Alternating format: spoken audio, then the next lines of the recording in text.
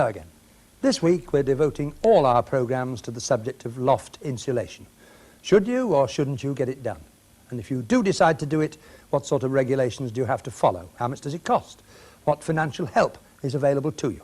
But before we do that, I've been asked to say that a roof insulation firm has been using Granada's symbol and the title of our programme in their sales pamphlets without permission and in a way which implies that This Is Your Right recommends them. Well, please don't assume that this programme or Granada are in any way recommending this or any other firm as uniquely able to carry out the job at a good price. We believe that if you're going to have a household job done, you should get quotations from a number of suppliers and choose carefully the firm that you, on the best evidence available to you, think will do the best job at the best price. The fact that a firm's used the Granada logo, and This Is Your Right without consent, should in no way be taken to imply that they have our endorsement. Well now, here with me in the studio is David Butcher, who's the Principal Environmental Health Officer for the City of Salford. Now, the environmental health departments do supervise this business of loft insulation everywhere. It's a local authority matter. It is indeed. I'd like, first of all, David, to clear up a misunderstanding.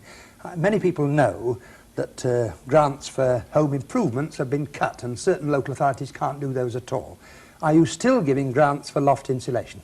Yes, most authorities are able to give grants for loft insulation without restrictions. You say are able to, are they not obliged to? Yes, they are indeed obliged to. It is a government grant which is made available. So this is a mandatory thing. If you're entitled to it, if your loft needs insulating, you'll get a grant. Correct. It's nothing to do with the home improvement grant. It's a separate matter altogether. All right, well now before we go into detail about how people get grants for loft improvement, let's have a look at a diagram of what it is that you can help with.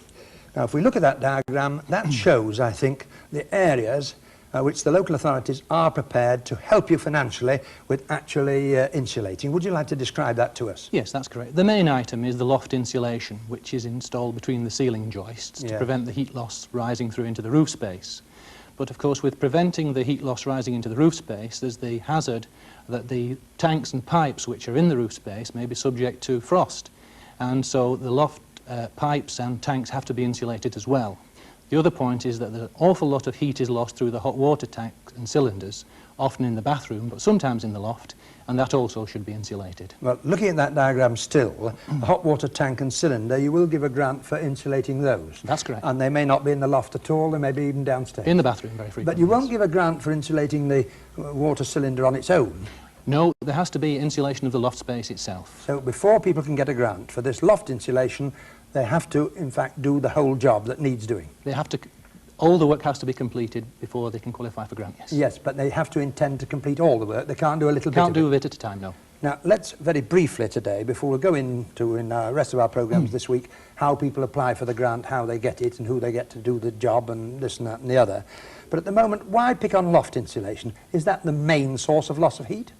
Well, no, it's not the main source of loss of heat, but more heat is lost through the walls than through the roof space, but it is more economic to deal with the problem of heat loss through the roof. There's also a fair amount of heat loss through floors as well. Certainly, a large amount through floors, but it is possible to deal with that through carpets and draft proofing around the floors. But there's not really much point in somebody having their loft insulated and all their water pipes and everything else if there are roaring drafts coming through the windows and the door. No, indeed, a sizable proportion of heat loss can come from drafts, and it's very important that householders should look into that. It's something they can do it themselves very easily. And would you advise them about that? Yes, indeed. That advice is available from the local authority. We're going to leave that there for today because we're back to the subject again, of course, tomorrow, and we'll be having a look at it. Now, we have got a leaflet which explains very simply how you make your application. We'll be talking about that tomorrow, and you can pick up the leaflet from your local council office. But don't forget, you can write to us about this or any other problem, and we'll do our best. Hello again. Well, today, as promised, we continue our short series of programmes on loft insulation. And to help us with that complex subject, David Butcher of the Salford Environmental Health Department. David, yesterday we set the scene and explained what the grant's actually given for, what can be insulated. I think now we better move on to the mechanics of the business. How do people go about it? So how do they apply? Well, in first instance, they should approach the local authority, Environmental Health Department normally, and obtain a leaflet which will give them information on the subject generally. And does the leaflet also contain an application form for them to make the application? If they wish to make an application, they can get the application form at the same time, yes, certainly. Yes, make one point clear. Now, who are we talking about? A landlord or a tenant or either or both? We're talking about a house occupier. The landlord can also apply as well if he wishes. And it could, I suppose, be a flat if the flat has a roof and a roof space. Yes, indeed, a flat could be eligible. Now, council tenants, they must be in a very different position because strictly one would have thought that the local authority themselves would have done all this. That's correct. Normally speaking, the local authority makes provision for the insulation of its own houses under separate finance, not directly related to the loft insulation scheme. Right, well now people who are now thinking, A, they've got a loft and B, they'd like it insulated and they think they might benefit from that, they go along to the Environmental Health Department for the leaflet. Now, what conditions will they have to satisfy before getting a grant? Well, first of all, they have to be a house owner. The grants are only available for houses. The second point is there has to be no insulation in there at the moment, or no more than 1 inch. I'm sorry to interrupt. When you said they have to be houses, you mean as against industrial Commercial. premises or Yes. commercial? Correct. That could, as you said before, be a flat. It could indeed. Yes, right. Carry on and so on. That's So right. what conditions do they have to satisfy? Well, they have to provide the insulation. Up to a set standard. That's right, 100 millimetres is the normal standard, although with the different types of insulation which is put in, there are slightly varying depths provide the same saving. Now, am I right in thinking that the householder can in fact do this himself, or he could get a contractor to do it? Yes, he has the option. We'll go into that matter and which is the best option to choose in a later programme, but he does have that option. Yes, indeed. Now, when does he get the grant? Before he starts the work or after it's done or what? No. First of all, he should get the application form into the local authority. If a contractor's doing the job, very often they will arrange for the application to be submitted to the council. And then the approval letter is sent out. No work should be carried out before the approval letter has been received. When the work is done, then the claim form is submitted to the local authority, and assuming everything's okay, then the grant can be paid. The problem which has arisen with many viewers who've written to us is quite often when they've been told informally it's going to be improved, they're going to get a grant, the contractor, and sometimes it's been a contractor, started the work before the approval letters come, and then they found they've forfeited the grant altogether. That's correct, yes. So people really must take that. Be very careful to get the approval through first. And tell your work people, or whoever it is you've engaged to do it, not to start any work until the people have been along and approved it. That's correct, yes. What tests do you do afterwards, David, to see whether or not this has been effective? Well, in point of fact, the local authority does no specific test to check the effectiveness of the insulation. We do know that loft insulation is an effective general means of saving heat. But the main checks which are carried out are to make sure that the insulation has in fact been installed. And installed properly. Correct. But of course, bearing in mind that this is public money being used, broadly speaking, to save energy, and it's also the individual's money being used, also to save energy, which saves the individual money in gas and electricity bills, you'd think there should be some checks afterwards to make sure that it has actually saved money.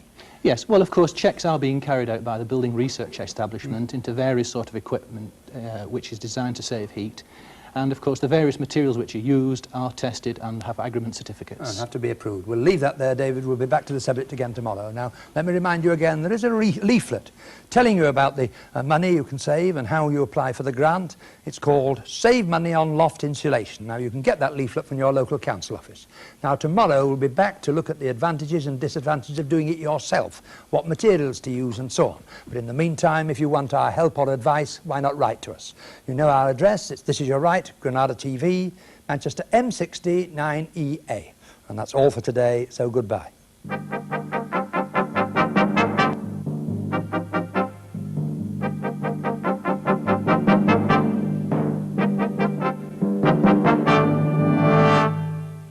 Hello again. Well, today we come to the last of our short series of programmes on loft insulation. And to help us once again, David Butcher of the Salford Environmental Health Department. I think, David, we've already got over the basic information to people, namely that a grant for loft insulation is available, provided they've got a loft and provided it needs insulating. Let's clear up one or two outstanding points.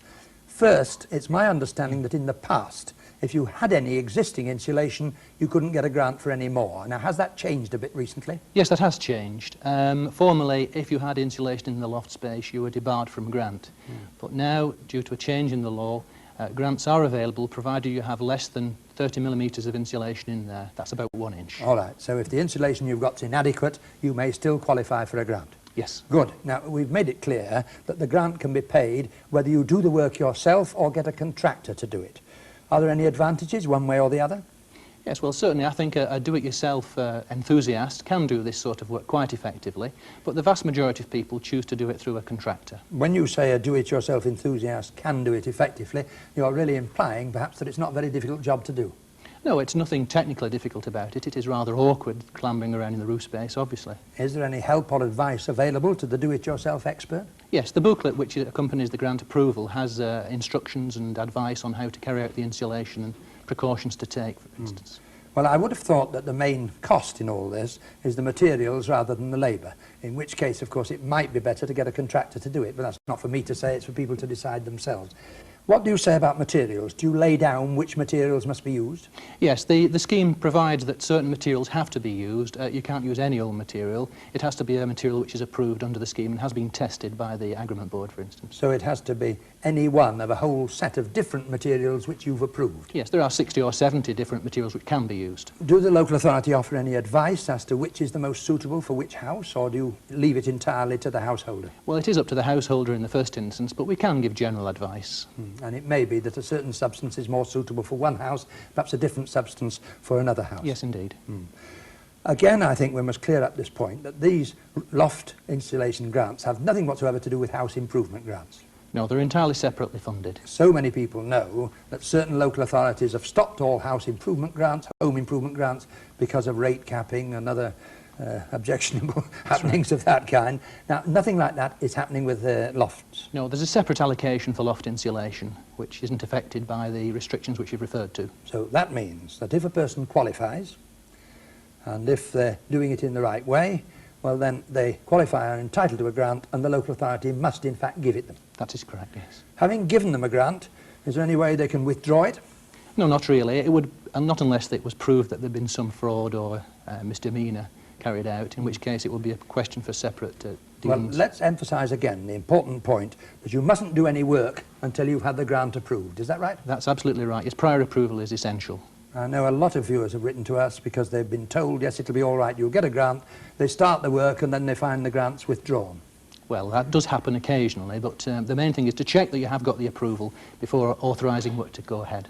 Not awfully fair, that, is it? Anyway, it's not you don't make the rules, I know that. But it's very important, I think, that we underline the warning to people, don't start work merely because I happen to have said that the grant is mandatory. Correct. Yeah, all right, well, we'll leave that there, David, and thank you very much, and tell our viewers once again that there is a leaflet that tells you all about loft insulation, tells you how to apply for the grant. It's called Save Money on Loft Insulation. You can get that up at your local council office. In that leaflet, you'll find advice about how to do the job in case you're wanting to do it yourself. And you'll also find that the staff in your local environmental health departments will give you a lot of help and advice themselves. And of course, if you need our help or advice on this subject, or indeed on any subject at all, I'm quite sure you know where we are. It's This Is Your Right, Granada TV, Manchester M60 9EA. And that's all for today, so goodbye.